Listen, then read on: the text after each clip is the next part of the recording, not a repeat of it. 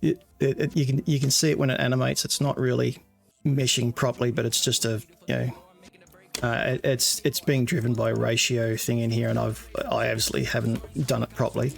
But basically, that is the cog of the electrical motor, and I've got a threaded rod attached to this, lifting the chair up. So in order to stop it going all the way around, I've put in these two limit switches, which will catch the bolt as she comes around, click, and then down, click. And that will give me my top and bottom. So as it hits the limit switch, the power will cut out to the motor and stop it. And in terms of identifying the position of the switch, come on, move. I've got this little cog connected to a Hall sensor, and it will, as the cog turns, I've made this little half moon fucking cog thing. As it turns, it will stop, and then that Hall sensor passes back to the controller card, its position, so that it knows where it is at all times. So you don't have to do a recalibration thing all the time.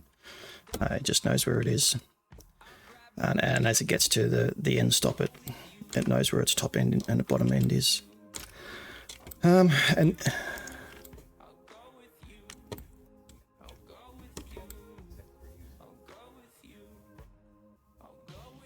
no, just the Hall sensor is just to identify the position of the motor in terms of its full up and full down extent, because the G seat is obviously, it's just lifting the rods up. So, you know, if it's all the way up, it's lifting the seat, and if everything's down, it's lowering the seat, and if it's, you know, one up one down, it's tipping it in one direction or the other.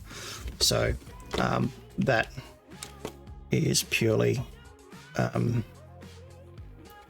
for the controller card to know the position of each motor, so that at any point in time it says, okay, I need to take it from all down to all up, or tip it this way. It knows which way it needs to spin and by how much, rather than, you know, driving the cog all the way around and breaking the switch off. It'll only turn it X amount.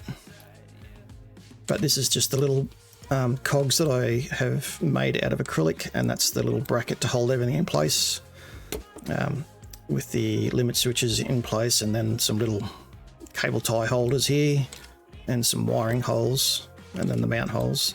And because the cog is so big, I had to cut a little recess in the bottom of it, so that when it's screwed down to the metal thing, to the metal base, that when it spins, the cog isn't actually bottoming out. So yeah, it's all there. Upsy downsy. Uppy down, uppy down. That should be staying perfectly vertical, but I haven't animated that.